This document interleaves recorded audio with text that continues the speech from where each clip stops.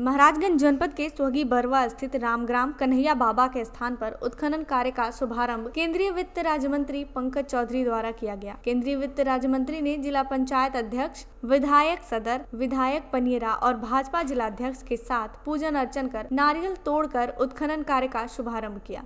इस दौरान उन्होंने हिंदू और बौद्ध रीति रिवाज से उत्खनन की सफलता के लिए पूजन किया।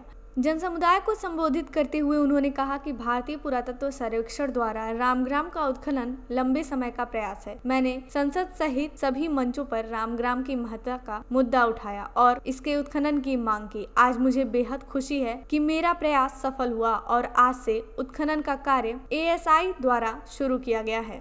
इसमें कई वर्षों से लगातार मैं पार्लियामेंट के अंदर और पार्लियामेंट के बाहर लगा रहा और सफलता प्राप्त की ASI द्वारा उत्खनन होगा और निश्चित तौर से उत्खनन के बाद जो प्रमाणित अगर होगा तो महाराजगंज कहीं ना कहीं विश्व के मानचित्र पर आएगा और हमारे इस जिले में कहीं ना कहीं विकास और टूरिज्म का एक भाव बढ़ेगा, जिससे हमारे मेहमानों को देखिए जो पुराने इतिहास में बताया जाता है कि रोहिन नदी के बगल में स्तूप होना चाहिए, रोहिन नगर के बगल में है, जो यहाँ पर अभी तक ऊपर से दिखाई देता है ईंट और सारी चीज़ें शुरू जो है, उससे मुझे पूर्ण विश्वास है कि यहाँ स्थापित है।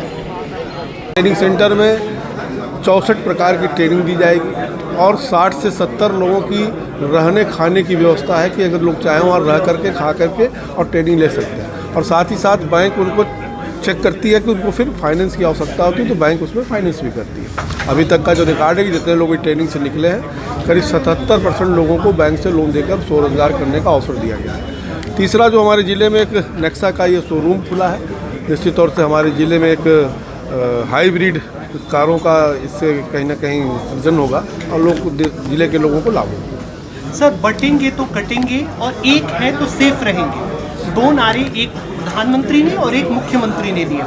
उसके तत्पश्चात जो अखिलेश यादव का नारा है वो कह रहे हैं कि इन लोगों को रोजगार नहीं देना है, इन लोगों को काम नहीं करना है, इसलिए यह बांटने वाले नारे दे रहे हैं। देखिए जहाँ तक दोनों नारों का सवाल है, अगर दोनों को देखें तो सत्य है कि बंटने पे कहीं ना कहीं इस देश का बंटवारा हुआ है, लाखों की संख्या में लोगों की हत्या हुई है और एक रहेंगे तो निश्चित तौर से कहीं ना कहीं दिक्कत नहीं होगी। इसलिए प्रधानमंत्री जी भी कहेंगे एक रहेंगे तो सेफ रहेंगे। अगर सब मिल करके सभी लोग एक साथ मिल करके राष्ट्र के बारे में सोचेंगे तो निश्चित तौर से राष्ट्र और मजबूत होगा। कह रहे हैं अखिलेश यादव कि ये लोग PDA पर तो बात करते हैं लेकिन DAP की कमी नजर आ रही है। जिले में भी DAP की कमी नजर आ रही है। सर क्या DAP की उपलब्धता के लिए सरकार प्रयास कर रही है? देखिए DAP का कहीं ना कहीं सरकार पुरजोर लगाकर प्रयास करे कि सभी को उपलब्ध हो।